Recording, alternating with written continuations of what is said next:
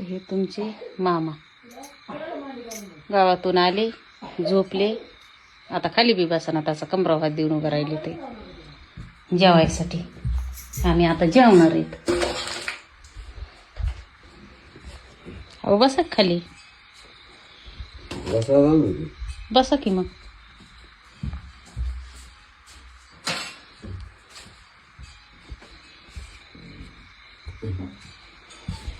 तर तुम्हाला सांगते, आपल्याला 1.5 भाकर बाजरीची शिळी होती. इकडं शेंगदाण्याची चटणी कुटली, एकलीसाठी म्हणलं कशाला झाटायचं एकल्या माणसासाठी. आणि हे तुम्हाला सांगते आपल्या तुपातला शिरा, ते तुमच्या मामासाठी. त्यांना शिळी भाकर जमत नाही. आणि रोज रोज दुधाचा चपातीचा त्यांना कंटाळा येतोय. हे त्यासाठी सकाळी दूध चपाती, काहीतरी मोकळी भाजी, आणि संध्याकाळी 2-4 दिवस झालं हे शिरा बनवायला चालू आहे. शिऱ्यासोबत तुम्हाला सांगते, तोंडी लावायला आत्ताच ताजी ताजी कुठली शेंगदाण्याची चटणी, लोणचं, हे आपली गेल्या वर्षीची लोणच्याची भरणी. तुम्हाला सांगते मी काय खाणार आहे आता.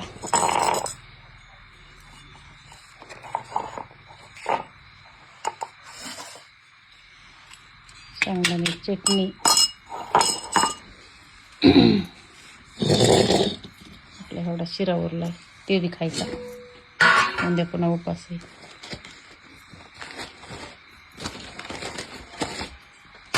बाजरीची भाकर,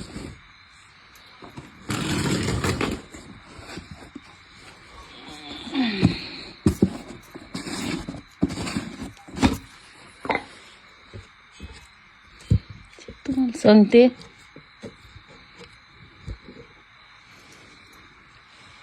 लोणचं. तर 9:30 वाजल्यात. जेऊस तर करूस तर कसं तरी 10 वाजत येत आहे.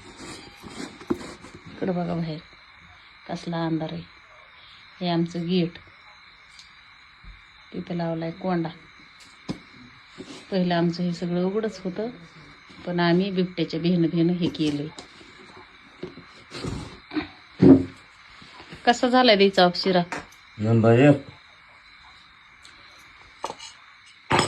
मालकाला शिरा पाटला गाड्या.